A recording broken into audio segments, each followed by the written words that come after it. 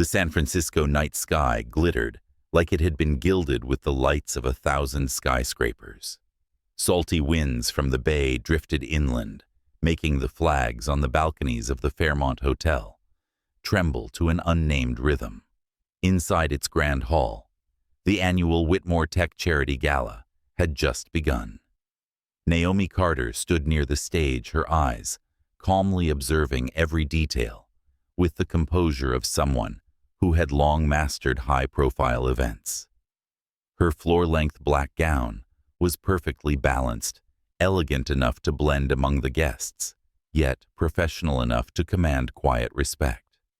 She felt a surge of pride, knowing she had orchestrated the entire evening, from the lighting and the white roses on each table to the very notes floating in the air. "Naomi, there's a small issue with the stage lights," her assistant whispered hurriedly. She didn't flinch. Naomi's sharp gaze swept the room, spotted the problem instantly, and directed, "Shut down the auxiliary system on the west side. Restart the main grid in 30 seconds. Lower the music volume. Everything must flow as if nothing happened." Her voice was both gentle and firm, like a piece of music designed to be followed without question. Within minutes, the problem was resolved seamlessly. The gala moved on with applause under the admiring eyes of her colleagues. Naomi exhaled softly, lifted her head, and met the gaze of Alexander Whitmore. He stood across the room, tall and striking, in a tailored black tuxedo, his square jaw illuminated beneath the golden lights. His eyes lingered on Naomi, not like a CEO inspecting an employee, but like a man recognizing something different. Alex began to walk toward her, not with noise or display, but simply as though the air itself parted to make way for him. "You're the one who put all of this together." His voice was deep, smooth, carrying like faint jazz from a distance. Naomi hesitated briefly, then regained her poise. "Yes, I'm Naomi Carter, event manager. Are you satisfied with it?" The corner of Alex's mouth curved into a rare smile, the kind journalists longed to capture. Satisfied and impressed. The words were simple, but his eyes made Naomi's heartbeat stumble. She forced a polite smile, dipped her head slightly, and returned to her work, trying to free herself from the strange energy surrounding him. The gala concluded without a hitch. After the fundraising auction, guests gradually departed. Naomi, by habit, stayed until the very end to ensure everything was in order. When she finally stepped onto the hotel's rooftop, the bay wind whipped her hair, carrying the scent of sea salt mixed with the lingering sweetness of wine. She thought she would have a moment alone, but Alex was already there, a glass of champagne in hand, his gaze fixed on the Golden Gate Bridge, glowing brilliantly in the night. "This city always makes me feel small," he murmured without turning. Naomi blinked in surprise. A tech billionaire, the man whose decisions made Silicon Valley tremble, admitting to feeling small. "I feel the opposite," she replied softly. "When I look at the city from here, I feel like I belong to it, as if all the noise below is nothing more than notes in a great symphony." Alex turned.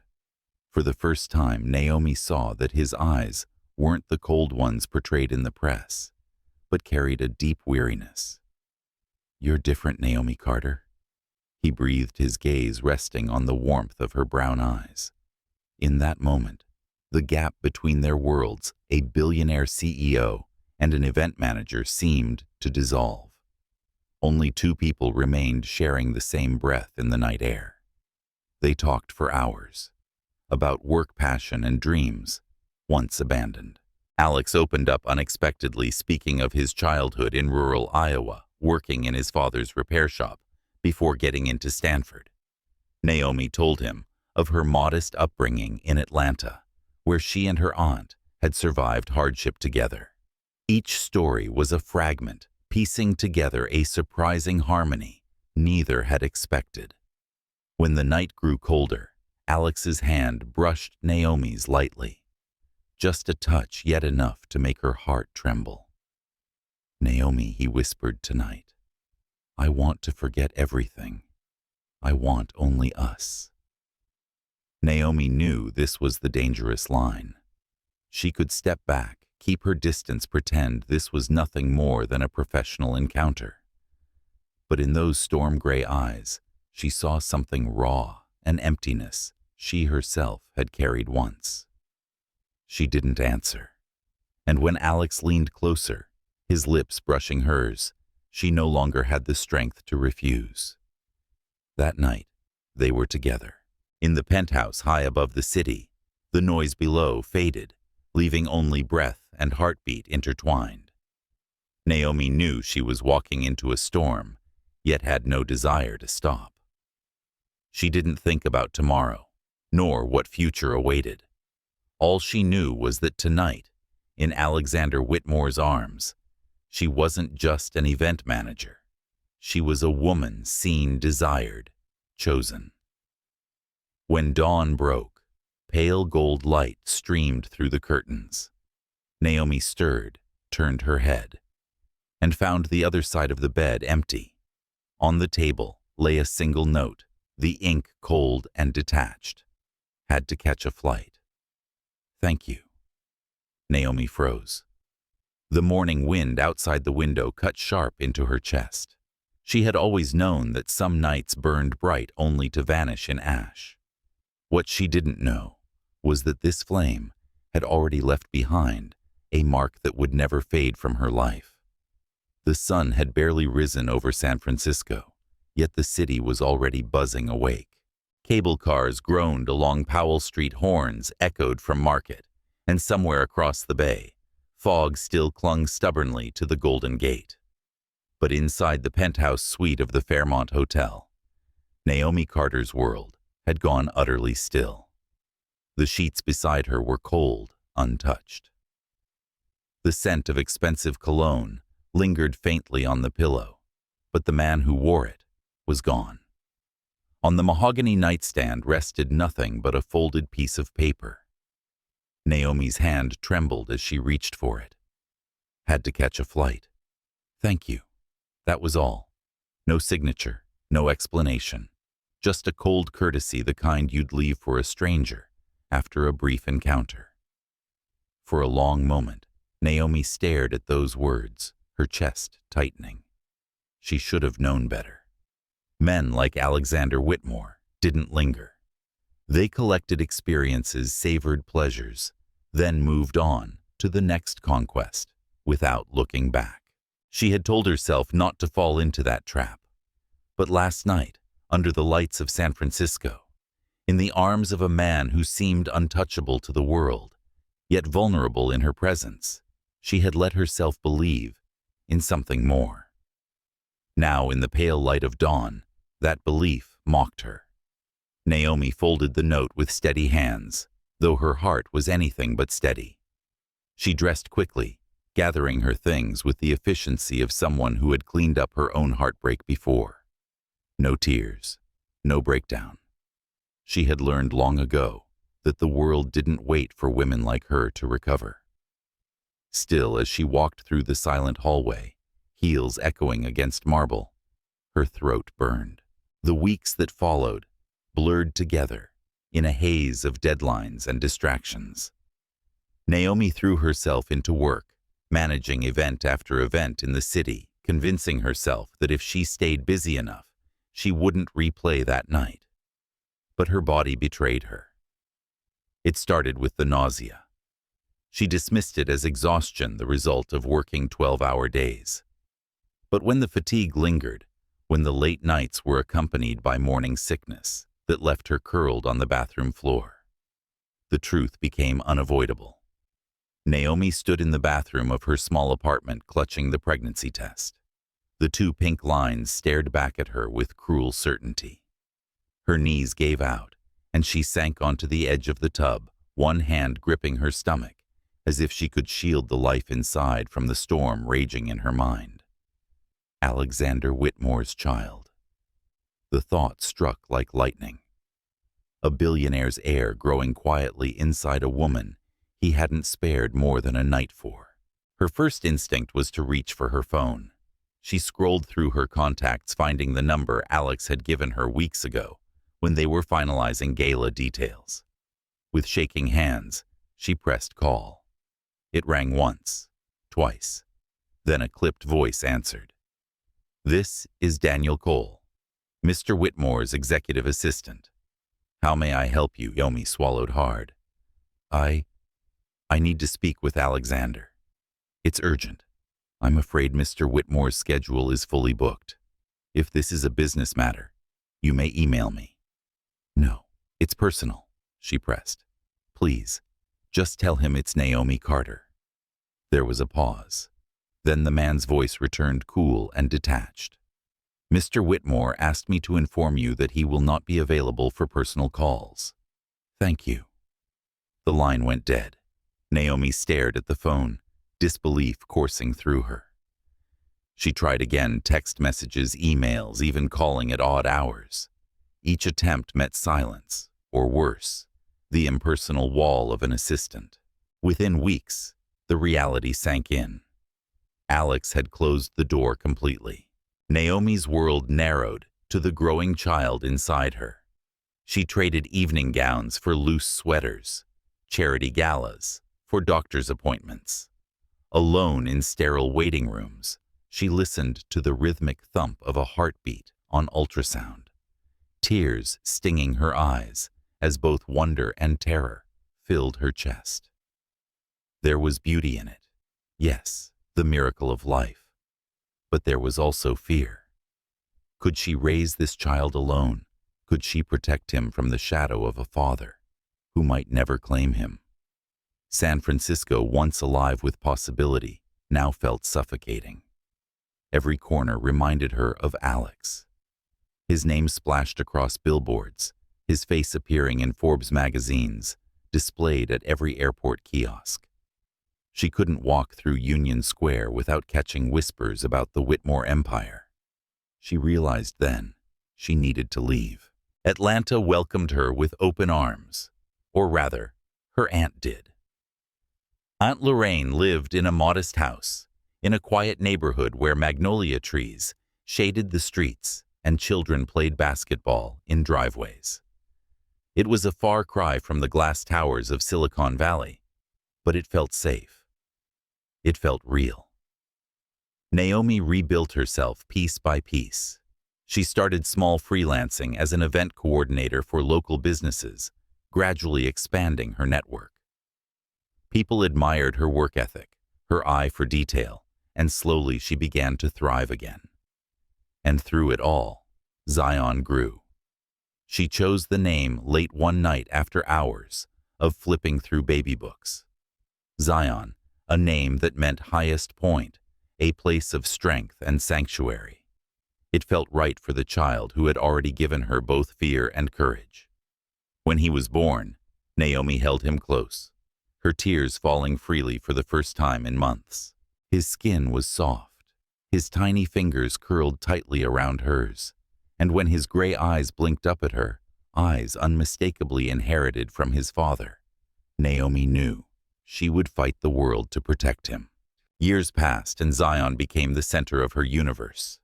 His laugh filled the small Atlanta home. His questions, always endless, always curious, reminded Naomi of Alex in ways she tried not to admit. On Zion's 5th birthday, he looked up at her, frosting smeared on his cheek, and asked the question she had dreaded. "Mommy, where's my dad?" Naomi froze the knife she had been using to cut the cake, slipping slightly against the plate. She had rehearsed dozens of answers, yet none came. She crouched down, brushing frosting from his face. "Your dad, he's far away. But you have me and I'll always be here." Zion nodded slowly, accepting it in the way only a child could. But Naomi's heart ached. How long could she keep the truth hidden? She didn't know, but she knew this. Alexander Whitmore might have left without a word, but she would not let his absence define her son's life. One evening after Zion had fallen asleep with his toy robots scattered across the bed, Naomi sat on the porch staring at the Atlanta skyline. It wasn't San Francisco's gleaming horizon, but it was hers. She thought of Alex, of that night on the rooftop of the note that had shattered her. She wondered if he ever thought of her, if he even knew what he had abandoned. Her jaw tightened. It didn't matter. She whispered into the humid Georgia air, as if promising both herself and the child sleeping inside, "I will build a life for us, Zion." With or without him. And with that vow, Naomi Carter closed the chapter on San Francisco and on Alexander Whitmore, believing she would never see him again. But destiny, as she would soon discover, had other plans. Atlanta was nothing like San Francisco. The air was heavier humid in the summer, and tinged with the scent of magnolia blossoms in the spring. Skyscrapers dotted the skyline, but they were softened by the sprawl of neighborhoods, where front porches and church bells still mattered. For Naomi Carter, Atlanta was more than just a change of scenery. It was a lifeline. She had arrived with little more than a suitcase, a swelling belly, and a resolve forged by heartbreak. Her Aunt Lorraine had welcomed her with open arms, the older woman's embrace strong and grounding. "You're safe here, Lorraine," whispered that first night, tucking Naomi into the guest room that would soon become her sanctuary. And it was here, in this modest house on a quiet street, that Naomi became a mother.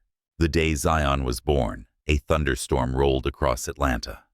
Rain lashed against the hospital windows as Naomi clutched the rails of the bed, sweat dampening her hair. She had never felt pain so consuming, nor fear so sharp. Yet when the doctor placed the tiny bundle in her arms, all of it melted away. "Zion," she whispered, her voice trembling as she traced his cheek. His eyes opened gray, stormy, and far too familiar. Alex's eyes. For one fleeting moment, grief stabbed at her.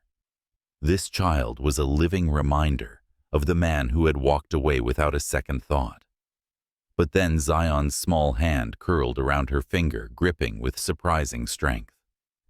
Naomi smiled through her tears. "You are mine," she thought fiercely. "No one can take you away from me." From that moment, Zion became her purpose. Motherhood was nothing like the glossy images in magazines. It was sleepless nights, colicky cries, and bills that never stopped coming. Naomi often found herself standing at the kitchen counter at 2 a.m., a bottle in one hand, her laptop glowing with half-finished proposals in the other. She had once orchestrated galas for billion-dollar corporations. Now she was pitching birthday parties and small business launches to anyone who would hire her. But Naomi was relentless. She built her event company brick by brick, reputation by reputation. Clients admired her precision, her ability to stay calm when everything went wrong. "Naomi Carter gets it done," they whispered, and slowly her calendar filled. Every paycheck went toward Zion diapers, formula, doctor's visits, then preschool fees. Naomi denied herself luxuries.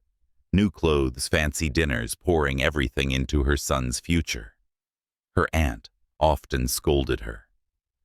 "Child, you've got to breathe for yourself sometimes." But Naomi only smiled, smoothing Zion's curls as he slept. "He is my breath, Auntie." Zion grew quickly, his laughter turning the little house into something bigger than its walls. He had a mischievous streak, always dismantling his toys to see how they worked, then proudly presenting Naomi with pieces she had no hope of reassembling.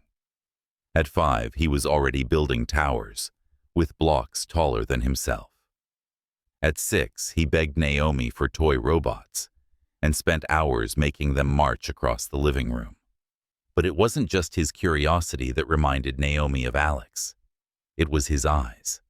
That same piercing gray that seemed to look through people that carried storms within.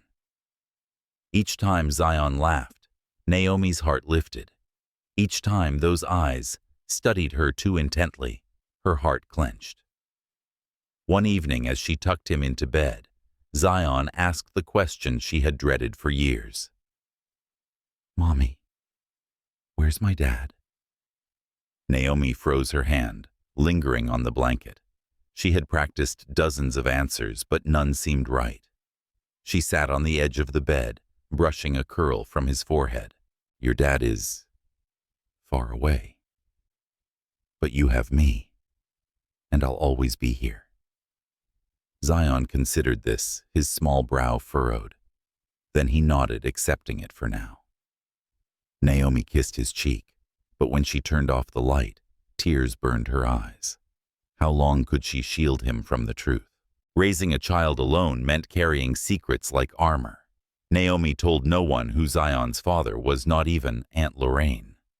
When people asked, she smiled politely and changed the subject. She refused to let Alex Whitmore's name define her son. Still, she couldn't completely erase him. She saw Alex's face on magazine covers at the grocery store. She overheard conversations in coffee shops about Whitmore Tech's latest acquisition. Once she even caught a glimpse of him on television, stepping out of a private jet flanked by bodyguards. Naomi would switch the channel quickly, her chest tight.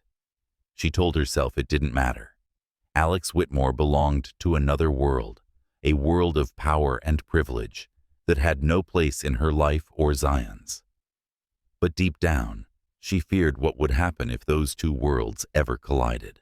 Despite the struggles, there was joy, endless joy.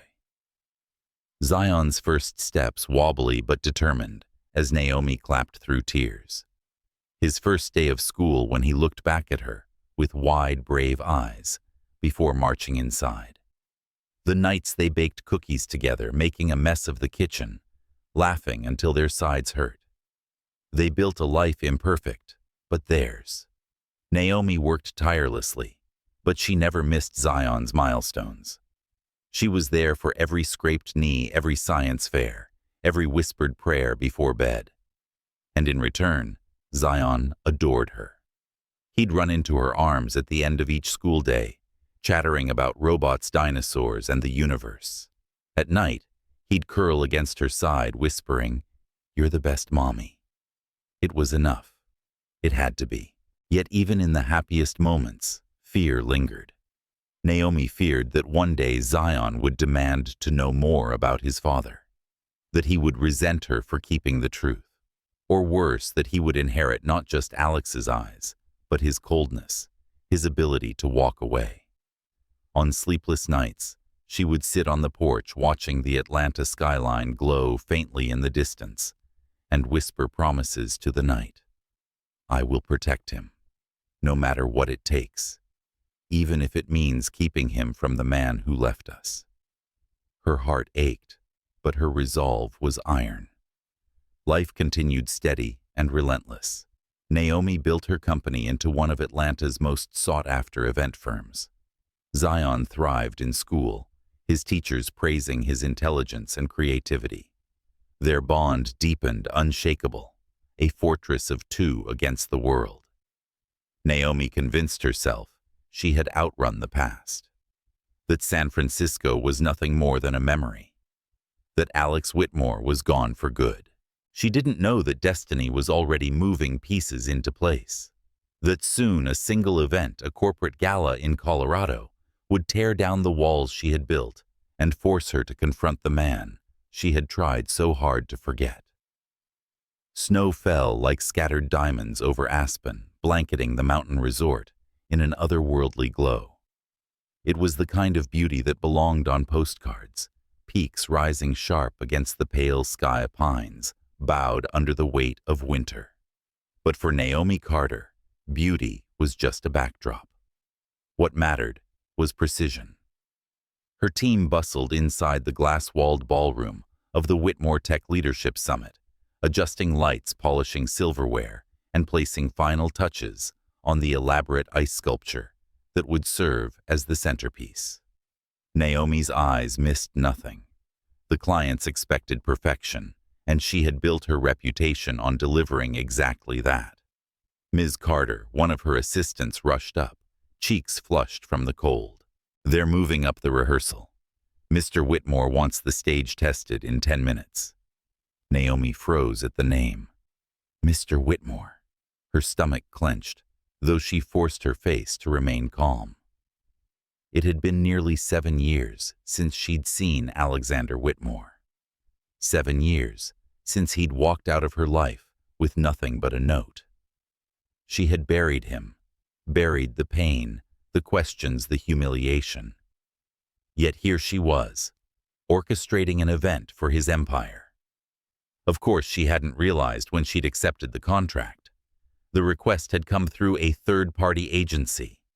By the time she discovered the client, it was too late to back out without damaging her firm's reputation. She had told herself it didn't matter. She wouldn't have to see him. CEOs rarely mingled in setup. But a voice inside whispered that she was lying to herself. Naomi straightened her blazer. "Thank you. Keep the team moving." That evening, Naomi walked the halls of the resort, clipboard in hand, checking every detail for the next day's opening gala. Her heels clicked softly against marble floors, echoing in the vast space. She paused at the balcony overlooking the snow-covered courtyard, taking a rare moment to breathe. And then she heard him. "Make sure the European partners are seated near the front. I want no mistakes tomorrow." The voice was unmistakable, deep, controlled, carrying authority, like a blade. Naomi turned slowly, and there he was. Alexander Whitmore. Time had sharpened him. His hair was slightly shorter, his jaw more defined, and the lines around his eyes hinted at years of pressure. He wore a charcoal suit that fit as if it were tailored to his soul, not just his frame. He was still magnetic, still commanding. For a moment, Naomi couldn't move. Her heart thundered, every cell screaming at her to turn and walk away. But Alex's gaze shifted and landed on her. He stilled. Naomi. Her name rolled off his tongue like an echo from another lifetime. Naomi forced herself to nod, professional mask firmly in place. "Mr. Whitmore, welcome to your event. My team and I are ensuring everything is in order." Alex dismissed his aide with a glance, his eyes never leaving hers. "It's been a long time." "Yes," Naomi said evenly. "It has." A silence stretched between them, thick with memories neither dared to voice. Naomi gripped her clipboard tighter, her pulse quickening. She could not afford to let him see the storm he still caused inside her. "I didn't know you were still in the industry," Alex said quietly. "I never left," she replied. "I just stopped working in San Francisco." There was weight in those words. Alex's eyes darkened, as if he understood what she left unsaid. Before he could speak again, Naomi's phone buzzed in her pocket. She glanced at the screen. A message from Aunt Lorraine. "Zion wants to go for a walk outside." "Is that okay?" Naomi typed back quickly. "Stay close to the lodge. I'll join you soon." Her chest tightened. She had kept her world separate for so long. Alex couldn't know. He mustn't. But fate, cruel and unyielding, had other plans. Later that afternoon, Zion begged her with wide eyes. "Please, Mommy. Just for a little while." "The snow looks like sugar." Naomi sighed, wrapping his scarf snugly. "Fine. 15 minutes. Stay near the lake, okay?" Zion darted outside, laughter ringing through the crisp air. Naomi lingered on the porch, speaking with a staff member about final details. For a moment, she allowed herself to relax. Then the sound of a man's voice drifted across the snow. "Careful there, buddy. Ice can be tricky." Naomi's head snapped up. On the frozen edge of the lake, Zion crouched, tossing pebbles across the thin sheet of ice. And standing a few feet away, watching him with startled recognition, was Alexander Whitmore. Naomi's breath caught in her throat. Alex took a step closer, his eyes locked on the boy. Zion looked up, his gray eyes shining so achingly familiar, it was like a punch to the chest. The world seemed to fall silent. Alex froze. Every drop of color drained from his face as he stared at the child. His lips parted, as if words had failed him for the first time in years. Zion tilted his head curiously. "Hi. Who are you?" Alex's voice broke when he answered. I'm... He faltered, eyes flicking to Naomi, who had rushed forward, heart pounding in terror. "Zion," she called sharply, her voice trembling. "Come here, baby." The boy bounded toward her, oblivious to the storm brewing in the adult's silence. Naomi dropped to her knees, clutching him tightly. Alex's gaze never left them. His expression was unreadable, shock, fury, pain, all colliding at once. "He's mine." His voice was low, raw, not a question, a truth he already knew. Naomi's stomach twisted. The moment she had feared for 7 years had arrived. Back inside the lodge, the confrontation erupted. Naomi stood near the fireplace, arms wrapped around herself as Alex paced like a caged lion. His control, the polished, calculated mask of a CEO, was gone. 7 years, Naomi. 7 years, and you never told me. His voice was harsh, but beneath it lay something more dangerous hurt. Naomi lifted her chin. "I tried. I called. I emailed. I begged your assistant to let me through. Do you know what he told me? That you didn't take personal calls." Alex stopped dead. Shock rippled across his face.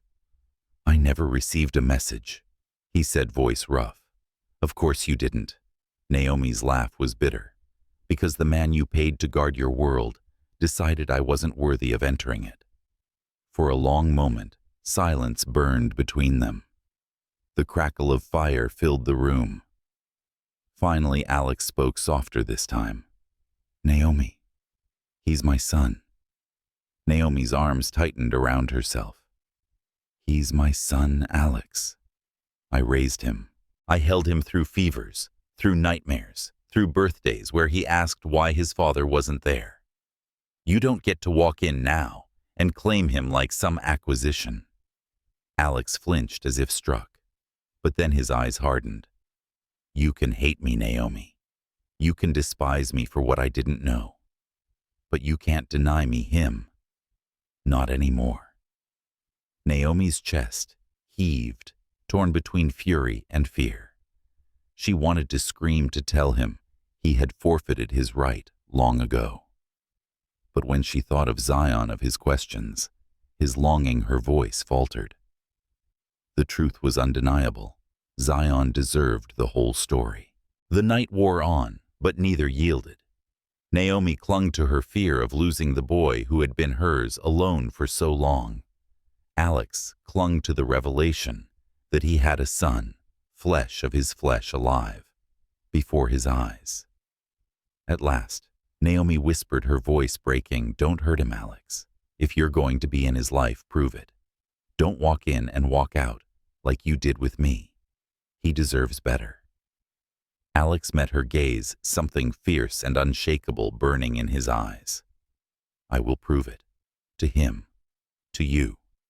I won't leave again." Naomi turned away, her throat tight. She didn't believe him. Not yet. But a part of her, buried deep and fragile, wanted to. And in that snowy Colorado night, fate bound them once more, whether she was ready or not. The next morning, Aspen woke in silence. Snow blanketed the resort, softening every sound, turning the world into a hushed cathedral of white. Inside the Whitmore Tech Lodge, the hum of corporate machinery resumed. Executives rushed through halls, assistants barked orders, and the smell of strong coffee lingered. But for Naomi Carter, the day felt like walking into a storm with no shelter. She had barely slept, replaying every moment of the previous evening, Alex's frozen face when he first saw Zion, his fury when she confessed, and the vow he had whispered with fire in his eyes. "I won't leave again." She wanted to believe it was a lie. Easier that way. But Alex had always been dangerous, not because of his coldness, but because when he decided to be present, he burned brighter than anyone she had ever known. And now Zion was at the center of that fire. It began cautiously. Alex showed up in the breakfast lounge the next morning, abandoning his usual entourage. Naomi nearly dropped her coffee when she saw him approach Zion's table where the boy sat, with a plate of waffles and orange juice. "Mind if I join you?" Alex asked, his voice softer than Naomi had ever heard. Zion looked up with curious gray eyes, the same eyes staring back at Alex from the mirror each morning. He shrugged. "Okay." Naomi stiffened, ready to intervene, but something stopped her. Alex sat carefully like a man, afraid of scaring away a bird. For a long moment, he simply watched Zion drizzle too much syrup on his waffles. Then he cleared his throat. "When I was your age, I used to eat 4 of those, in one sitting." Zion blinked. 4. "That's impossible," Alex chuckled. "Want me to prove it?" Naomi nearly gasped. "Oh no." But Zion grinned. "Yes." Alex ordered another plate. To Naomi's disbelief, he actually ate them 3.5 at least, while Zion laughed so hard, milk spilled from his glass. Naomi pressed her fingers to her temples. It was ridiculous. It was messy. And it was the first time she'd ever seen her son look at a man with something like admiration. Of course, it wasn't seamless. Zion's questions cut like knives. "Where were you before?" he asked one evening when Alex walked him back from the game room. "Mom said you were far away." Why? Naomi, who had overheard from the hall, froze. Alex crouched down, meeting Zion's gaze. His voice caught. "Because I didn't know. I should have. But I didn't. And I'm sorry." Zion tilted his head. "So now you know." "Yes," Alex whispered. "Now I know. And I'll never forget again." Naomi's heart twisted. She wanted to scream at him for daring to promise what he hadn't proven. But when Zion smiled shyly and slipped his hand into Alex's, she couldn't bring herself to break the moment. The resort offered sledding on the lower slopes, and Zion begged to go. Naomi tried to say no, she had too much work, it was too dangerous. But Alex surprised her. "I'll take him," he said simply. Naomi hesitated. Trusting Alex with Zion felt like handing her heart to the very man who had once crushed it. But Zion's pleading eyes undid her resolve. Bundled in layers, father and son trudged up the slope. Naomi followed, reluctantly, her breath fogging in the icy air. "Ready, champ?" Alex asked, adjusting Zion's helmet. "Ready." They launched down together, sled slicing through snow, Zion's laughter echoing into the mountains. When they skidded to a stop, Zion tumbled into the snow, breathless with joy. Again he shouted. Naomi stood at the base, arms crossed, trying not to melt at the sight. She had seen her son laugh before, but this unrestrained delight was new. And the way Alex looked at him, like the world had shifted on its axis, terrified her more than anything.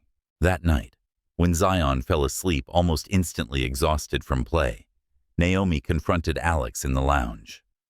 "You can't just waltz in and pretend like the last 7 years didn't happen," she hissed. Alex's jaw tightened. "I'm not pretending.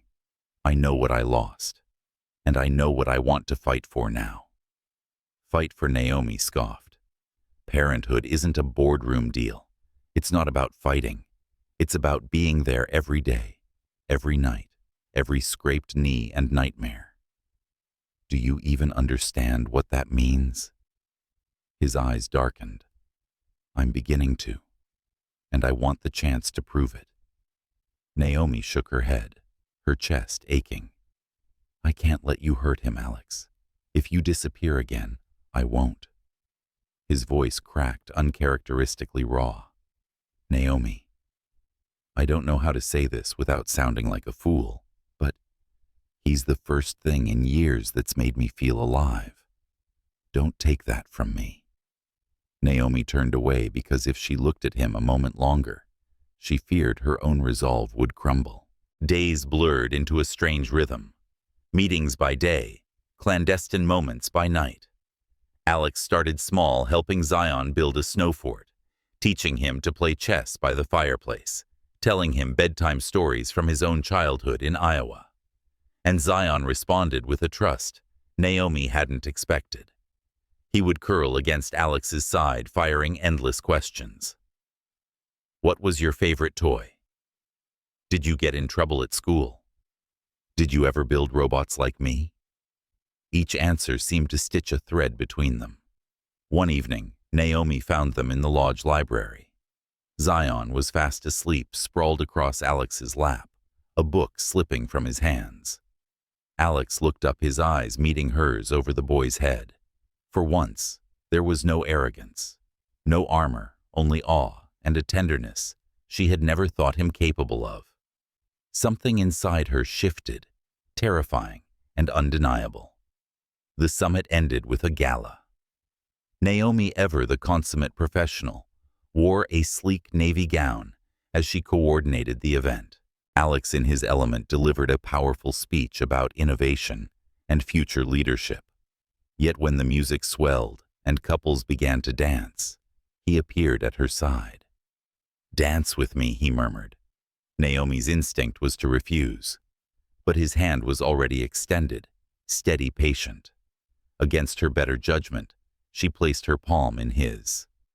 On the dance floor beneath chandeliers and the eyes of executives, they moved together, awkward at first, then seamlessly, as though some unspoken rhythm still bound them. "You still hate me," Alex said quietly, his breath brushing her ear. Naomi's lips trembled. "I don't hate you. I just don't trust you." "Then, let me earn it back," he whispered. She pulled back, searching his face, and for the first time in years, she saw not the ruthless CEO, but the man who had once stood on a rooftop with her, confessing his smallness beneath the San Francisco sky. And she feared deeply that she might let him in again. Later that night, Naomi tucked Zion into bed. The boy stirred, murmuring sleepily, "Daddy, stay." The word pierced Naomi's heart. Alex froze, his breath catching before nodding. He sat by the bedside until Zion's breathing evened out. When Naomi glanced at him from the doorway, she saw his lips form a silent vow. "I won't leave him, not again." She wanted to believe it. God, how she wanted to believe it. But she knew trust was not rebuilt in days, nor even weeks. It would take time. And in that fragile in-between, all three of them walked a tightrope, stretched between hope and heartbreak. Aspen glittered under the floodlights of the closing gala. Executives clinked glasses of champagne. The ballroom pulsed with music, and for one night, Whitmore Tech was a world of polished perfection. Naomi Carter hovered at the edges, checking every detail, ensuring nothing marred the illusion. Yet, in the quiet shadows of her mind, she knew the real storm was not inside this ballroom. It was outside, waiting. It happened on the last morning of the summit. Zion had begged Alex to take him sledding again, his cheeks flushed with excitement. Naomi had relented, mostly because her son's joy had been undeniable, and partly because Alex had been different, present, patient, almost human. She stood on the porch, arms crossed, watching as father and son trudged toward the slope. Zion held Alex's hand, pointing at the sparkling hills with boundless energy. That was when the click came. Naomi didn't hear it. But a freelance photographer hired to capture scenic shots of the resort had turned his lens toward the curious sight Alexander Whitmore, the notoriously private billionaire, walking hand in hand with a little boy who looked strikingly like him. The photograph would hit the internet within hours. By the time Naomi checked out of the lodge, her phone was buzzing nonstop. Headlines exploded across financial blogs and gossip sites. Whitmore's secret heir, mystery child. Spotted with tech mogul. Alexander Whitmore's double who is the boy. In Aspen, Naomi's blood ran cold. She hadn't even reached Atlanta yet, and already the whispers were turning into a roar. At the airport, she saw Alex surrounded by bodyguards, phone glued to his ear, jaw tense. He caught her gaze across the terminal. For the first time, he looked shaken, not by boardroom battles, but by the intrusion of a world neither of them could control. Naomi pulled Zion close, shielding him, as if the cameras might burst through the glass at any second. Atlanta should have been safe. But within days, reporters were camped near her neighborhood. Questions shouted whenever she stepped outside. Ms. Carter, is it true? Is Zion Whitmore's son? Did you hide a billionaire's heir for 6 years? Naomi's neighbors stared, curiosity buzzing like hornets. She hurried Zion into the house, heart-hammering blinds drawn tight. Her phone lit up again. Alex. She ignored it, then again and again. Finally exhausted, she answered. Naomi. His voice was strained. We need to meet, in person, tonight. She almost hung up. But his next words stopped her cold. If we don't control this story, someone else will. And they'll tear Zion apart in the process. They met in a quiet corner of the Ritz-Carlton lobby, Alex dressed in an immaculate suit that couldn't hide the shadows under his eyes. Naomi came in jeans and a sweater, hair pulled back, exhaustion etched into every line of her face. You said this wouldn't happen, she snapped the moment she sat down. You swore you wouldn't hurt him. I didn't plan this, Alex said, voice low. But it's out now. We can either deny it or face it head on. Deny it, Naomi hissed. Protect him. Protect us. Alex's gaze hardened. Naomi, the world already sees the truth. Look at him. He's me. No headline or denial can erase that. If we hide it, we'll only make them dig deeper. Naomi's throat tightened. So what? Alex, you want to parade him in front of the cameras, claim him like a trophy, now that it's convenient. His expression softened just slightly. Not a trophy. My son. The words pierced her as much as she wanted to resist them. But the fury returned just as quickly. You don't get to say that after 7 years. You don't get to waltz in and declare ownership. Alex leaned forward, voice steady, eyes burning. Then let me show him I'm more than a headline. Let me be his father. Publicly. Not for me, for him. Because if we don't, the world will turn him into a scandal. Naomi pressed her hands to her face, torn between fear and the tiniest flicker of hope. 2 days later, the world watched as Alexander Whitmore stepped behind a podium in New York. Cameras flashed, reporters shouted questions, but Alex's voice cut through the chaos. There's been speculation regarding photographs taken last week. I won't deny it. The boy you saw with me is my son. A gasp rippled through the crowd. Naomi, watching from Atlanta, clutched Zion's hand. I was unaware of his existence until recently, Alex continued. But I take full responsibility for my absence. From this day forward, he will know me not as a businessman, but as his father. That is my priority, above all else. Reporters fired questions, chaos exploding in the room. But Alex's statement reverberated across the globe. The ruthless CEO had admitted to vulnerability, to failure to love, and just as quickly consequences followed. The Whitmore Tech Board was livid. Stock prices wavered. Shareholders demanded explanations. Tabloids dissected every detail of Naomi's life, dragging her name into headlines she had never asked for. One particularly venomous article read, "From single mother to billionaire's mistress, who is Naomi Carter." Naomi slammed the laptop shut. Nausea rising. She wanted to scream, to crawl out of her own skin. Alex arrived in Atlanta that night, bodyguards trailing behind. Naomi nearly shut the door in his face, but Zion spotted him first. "Daddy," the boy cried, barreling into his arms. Naomi's heart cracked at the sight. Alex looked up at her, holding Zion tightly. "I told you, I won't hide him, and I won't walk away."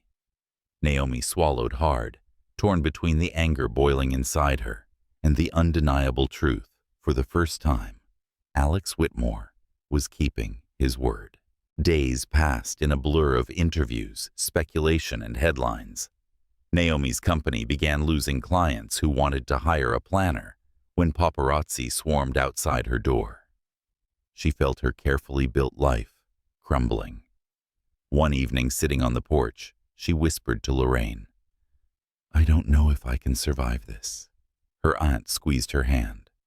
"Child, you've already survived worse. And that boy, he's worth every storm."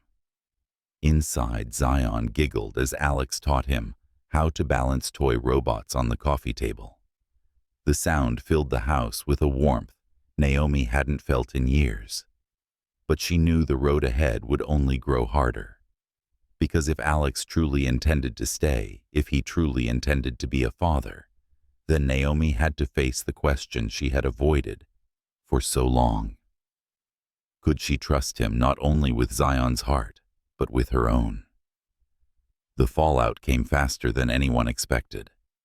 Within days of Alex's press conference, Whitmore Tech was in turmoil. Stockholders panicked, media outlets dissected every second of his speech, and the board convened an emergency meeting in New York. The photographs of Alex holding Zion, his son, were plastered across financial magazines, gossip tabloids, and every news site imaginable. Some hailed him as courageous, a man choosing family over image. Others called it reckless, unprofessional, a betrayal of shareholder trust. But inside the glass towers of Whitmore Tech, one truth crystallized: Alexander Whitmore had broken the rules of his own empire. Naomi didn't attend the board meeting, but she read the fallout in headlines and whispers. Alex stood before 12 of his most powerful executives, men and women, who had built careers under his shadow. "Your personal life has jeopardized the company," one board member snapped. "Shareholders don't invest in sentiment. They invest in stability." Another added coldly, "The press is already calling Zion the secret heir." Do you realize the circus you've unleashed? The lawsuits that could follow if Naomi Carter claims part of your estate? Alex's fists clenched at his sides. "Naomi isn't after my money. She raised Zion alone, without me. And you expect us to believe she'll stay quiet when half the media is digging into her past?" The words struck like daggers. Alex wanted to defend Naomi, to defend Zion, but he knew logic wouldn't win in a room of wolves. In the end, the board voted. Alex Whitmore was asked, no forced, to step down as CEO of Whitmore Tech. In Atlanta, Naomi watched the news unfold on television, Zion curled in her lap. Alex's name scrolled across the ticker: "Whitmore steps down amidst scandal." Her stomach twisted. This was her nightmare, her world colliding with his, leaving both in ruins. She hadn't asked for this. All she wanted was to raise her son in peace. Now reporters hounded her daily. Clients canceled contracts, worried their events would become paparazzi targets. Months of work unraveled in a matter of days. One evening, after putting Zion to bed, Naomi sat on the porch with Aunt Lorraine. "This is my fault," Naomi whispered. "If I'd kept him away, if I'd stayed hidden, Alex wouldn't have lost everything." Her aunt gave her a sharp look. Child, don't twist the truth. You didn't take that man's crown. He laid it down himself. The question is, what's he going to build? Now, Naomi's eyes burned with unshed tears.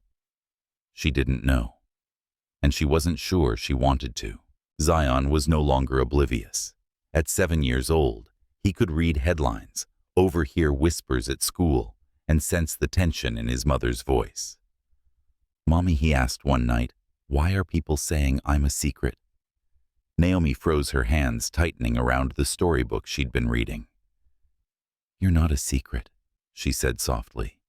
"You're the best part of me, the best part of my life. Then why do they make it sound bad?" Zion's voice wavered. "Did I do something wrong?" Naomi's heart shattered. She pulled him close, kissing his forehead fiercely. "No, baby, you did nothing wrong. You are everything right." But when he fell asleep, she wept quietly, because she couldn't protect him from the world's cruelty, not anymore. Days later, Alex arrived in Atlanta stripped of his CEO title, but carrying something heavier: resolve. Naomi opened the door reluctantly, arms crossed. "Why are you here?" "Because I need to see him," Alex said simply. His voice was raw, unguarded. "And because I need to see you." She hesitated, but Zion's delighted cry, "Daddy," cut through her resistance. The boy launched into Alex's arms, giggling as Alex spun him around. Naomi watched, torn between fury and longing. She wanted to slam the door to shield her son from disappointment. But seeing them together, it was a picture she could never erase. Later, when Zion was asleep, Naomi confronted him. "You lost your company, Alex. For what?" "For a boy you barely know." Alex's gaze burned into hers. "For my son, and for the woman I should never have left." Her breath caught, but she turned away, unwilling to let old wounds bleed again. The truth was, Alex had paid a price for admitting Zion existed. Naomi had paid a price for being dragged into his world. And Zion, innocent, bright, full of love, was beginning to understand that the truth carried weight he hadn't asked to bear. But beneath the chaos, something fragile was forming. Alex began spending more time in Atlanta, slipping into their routines: school pickups, weekend outings, quiet dinners. He wasn't perfect, but he was there. And for Zion, that mattered more than any empire. For Naomi, the cost was trust. Every time Alex showed up, every time he kept a promise, a small part of her heart softened. But she was terrified of the day he might break it all again. One evening, after Zion had gone to bed, Alex and Naomi sat on the porch, silence heavy between them. Fireflies blinked in the humid air, and the faint sound of cicadas filled the night. "You shouldn't have given up your company," Naomi said quietly. Alex shook his head. "Whitmore Tech was never my legacy. Zion is. He's the only thing I can't afford to lose." Naomi turned to him, her heart aching at the conviction in his voice. For a moment, she let herself imagine it, what it would be like to believe him again. But then she whispered, "Legacies crumble, Alex. People do too. Prove to me you won't." He met her gaze, steady, unwavering. "I will." The storm hadn't passed. The media circus still swirled. Naomi's business still suffered. And Alex, once one of the most powerful men in America, was now just a father, trying to rebuild. But perhaps that was the point. Because sometimes the price of truth wasn't loss. It was freedom. And for the first time in years, Naomi wondered if the storm they were in might also be the beginning of something greater. Atlanta's rhythm was slower than San Francisco's, but for Alex Whitmore, it was exactly what he needed. Gone were the endless board meetings and the sterile glow of Silicon Valley towers. Instead, his mornings began with the chirping of cicadas and the scent of magnolia blossoms drifting through Naomi Carter's quiet neighborhood. He had rented a house only a few blocks away, modest by his usual standards, but close enough that he could be present, truly present, and that alone was a revolution in his life. At first, Naomi resisted his intrusion into their routines. She kept her guard up, reminding Alex that she had raised Zion without him for 7 years. But Alex was patient. He began with small gestures, showing up at school pickup lines, sitting in the back, during Zion's karate lessons, and quietly slipping Naomi grocery bags so she wouldn't have to juggle everything after long workdays. One Saturday morning, he surprised them both. "I signed up to coach Zion's soccer team," he announced over breakfast. Naomi nearly choked on her coffee. "You coach? You've never even been on time to a dinner in your life." Alex smirked, unbothered. "I learned quickly. Besides, I've been reading about it." Zion's eyes lit up. "Really? Daddy?" The word slipped out so naturally that both adults froze. Naomi's heart stuttered. Zion had never said it before. Alex swallowed hard, his eyes softening as if the word itself was a gift he hadn't believed he deserved. "Really?"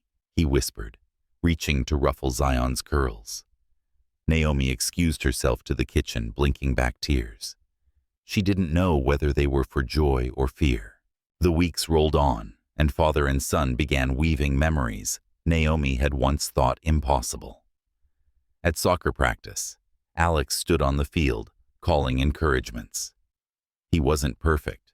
His drills were sloppy, his rules often too lenient, but the kids adored him. And Zion beamed with pride each time Alex shouted, "That's my boy." In the evenings, Alex helped Zion build increasingly complicated robot kits. "Balance the weight here," Alex explained, showing him how to tighten screws. Zion's laughter filled the living room as the robot whirred to life, spinning in clumsy circles. Naomi watched from the doorway, her chest aching. For years, she had been both mother and father. She had never asked for help, never expected it. Now, seeing Zion with Alex, his laughter brighter, his shoulders lighter, she realized how much her son had been missing. And that realization frightened her. Because what if Alex disappeared again? One night after Zion had gone to bed, Naomi confronted Alex. "You're making promises you can't keep," she said quietly, folding her arms. "Don't think I don't see it. You're trying, Alex. But this isn't temporary. Parenting isn't something you can walk away from when it gets hard."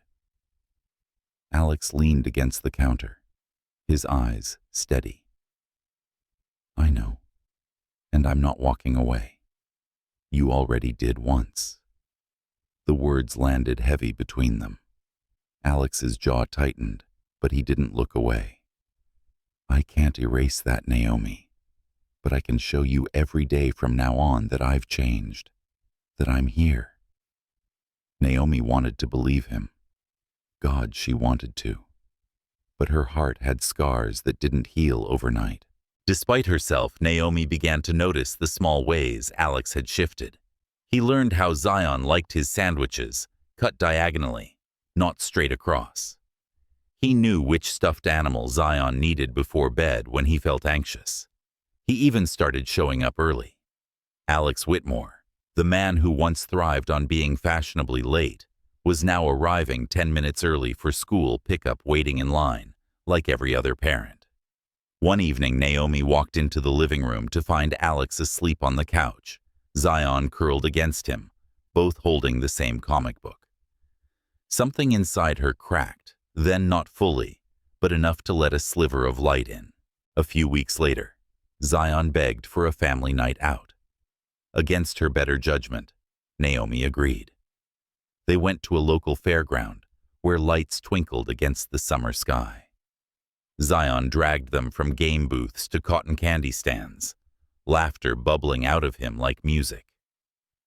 On the Ferris wheel, the three of them sat together, the city sprawling beneath. Naomi clutched the bar nervously, but Alex leaned close, his voice low. "He looks happy," Alex murmured. watching Zion's face glow with wonder. "He is," Naomi admitted.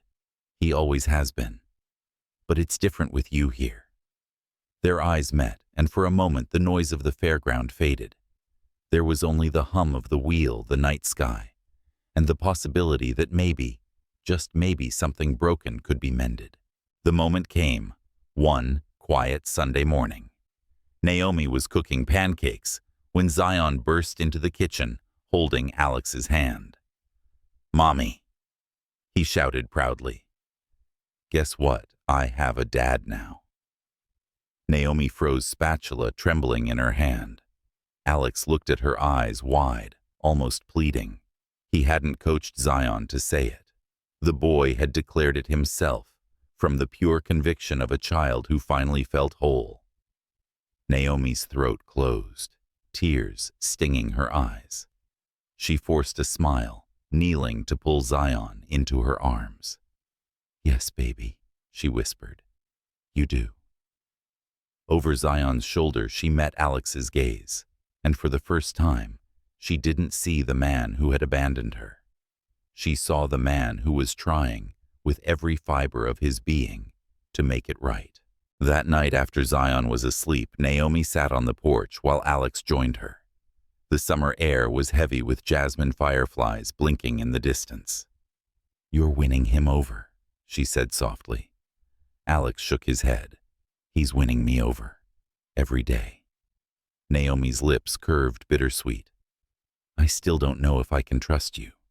He reached for her hand, hesitating until she let him take it. "Then, let me keep proving it, one day at a time. For him. For you. For us." Naomi looked at their joined hands, her heart racing. She wasn't ready to say yes, not fully. But for the first time, she wasn't ready to say no either. And in that fragile space between doubt and hope, a family was beginning to form. Autumn in Atlanta arrived softly, with gold and crimson leaves drifting across the sidewalks, and the air carrying the faint smell of wood smoke. For Naomi Carter, life had fallen into an unexpected rhythm, one she hadn't dared dream of only months ago. There were school mornings with Zion, where Alex stood beside her in the drop-off line. Weekends filled with soccer games, science projects, and quiet evenings, when the three of them sat around the dinner table like a family. It was fragile, yes, but it was real. One evening, Naomi stood in the kitchen rinsing dishes when Alex came in. Sleeves rolled up a dish towel, slung casually over his shoulder. "Need help?" he asked.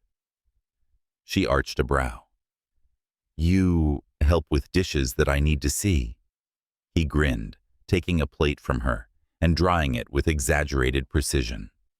"You act like I've never held anything but contracts and pens." "Have you?" "Not often," he admitted. Then his expression softened. "But I'm learning. Because of you. Because of him." Naomi's heart skipped. She had spent so long building walls around herself, but Alex's persistence was wearing them down brick by brick. And in the silence of that kitchen, with their shoulders brushing and their laughter mingling, she felt something she hadn't felt in years. Peace. It happened one night after Zion had gone to bed.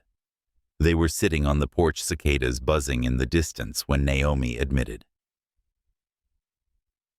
"Sometimes I forget how easy it was between us. Before everything." Alex turned to her, his voice low. "It can be easy again." She wanted to argue, to remind him of the scars, the abandonment, the years she had survived alone. But when his hand brushed hers, she didn't pull away.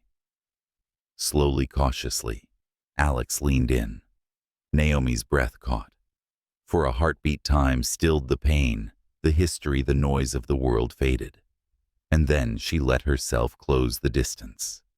The kiss was gentle, tentative, at first, then deepened, as if all the years of silence and anger had collapsed into that single moment.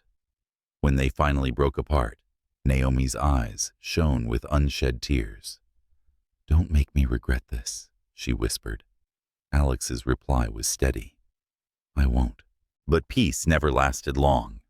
Within weeks, a glossy magazine cover hit the stands. Alex and Naomi caught by paparazzi at Zion's soccer game, smiling in the bleachers. The headline screamed, "From mistress to mother, Naomi Carter, the woman who stole Whitmore's heart." Naomi nearly tore the magazine in half. "I didn't ask for this," she raged, slamming it onto the counter. Alex lifted it calmly. "You didn't steal anything. They just don't understand." "That doesn't matter," Naomi snapped. "I've worked my whole life to build something of my own, and now I'm reduced to a headline. A scandal." Alex reached for her hand, but she pulled away. "You might be used to this, Alex, to living under a spotlight, but I'm not, and I won't let them destroy Zion the way they're trying to destroy me." Her voice broke, and Alex's heart clenched. He realized that while he had chosen to embrace this chaos, Naomi had been dragged into it without choice. The pressure escalated when Claire Donovan returned. She was an executive from a rival tech firm, sharp-tongued and ambitious, and once rumored to be Alex's fiancée during his years of power. When the scandal broke, she seized the opportunity. At a charity gala in Washington, Claire cornered Naomi by the bar, her voice dripping with venom. "You really think you belong in his world?" she sneered. "You're nothing but a liability. A single mother from Atlanta. Do you know how many people are laughing at him for choosing you?" Naomi stiffened, anger sparking. "I don't care what they think. I never wanted his empire. All I wanted was to protect my son." Claire leaned closer, eyes glittering. "Then you should know this isn't a love story.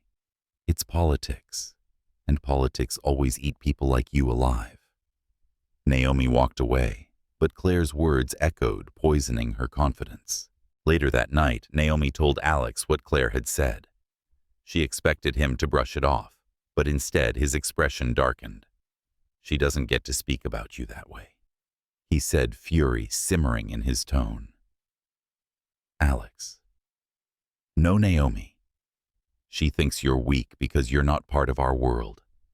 But what she doesn't understand is that you've done something I never could. You built a life from nothing. You raised our son without help. That makes you stronger than anyone I've ever known." Naomi blinked back tears at his words. He wasn't just defending her, he was honoring her. For the first time, she began to believe he meant every promise he had made. But even Zion began to feel the pressure. At school, classmates whispered about his famous dad, about his mom being on TV. One afternoon, Naomi found him sitting on the porch, hugging his knees. "Baby, what's wrong?" she asked. "They said Daddy's going to leave," Zion whispered, "that he's too important for us." Naomi's chest ached. She gathered him close, brushing his hair back. "Listen to me. Your father isn't going anywhere. He's here because he loves you, no matter what anyone says." Later, she told Alex, who sat quietly for a long moment before speaking. "I'll prove it to him," Alex said finally, "every day until he never has to ask that question again." Despite the chaos, their bond deepened. Alex spent more nights at Naomi's house, more mornings sharing pancakes with Zion. Naomi let herself laugh again, really laugh, when Alex burnt toast or struggled to braid Zion's hair for school picture day. One evening, after a particularly long day, Naomi found herself leaning against Alex on the couch, Zion asleep between them. She closed her eyes, allowing herself to rest, to trust if only for a moment. And Alex, looking down at both of them, knew he had everything he'd ever wanted, everything he'd almost lost. But beyond the warmth of their fragile home, the storm was still gathering. Claire Donovan's firm was circling the media, was sharpening its claws, and whispers about Naomi's place in Alex's life grew louder.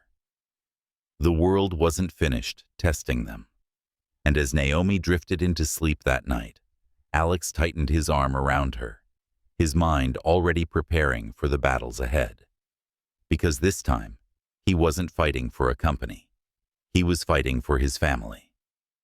Winter came early to Atlanta, the chill in the air sharper than usual. Christmas lights twinkled on porches, and the scent of cinnamon wafted from bakeries downtown. But inside, Naomi Carter's home, warmth pulsed like a heartbeat. Zion sat at the dining table, tongue poking out in concentration, as he glued pieces of cardboard to his science project, a model of the solar system.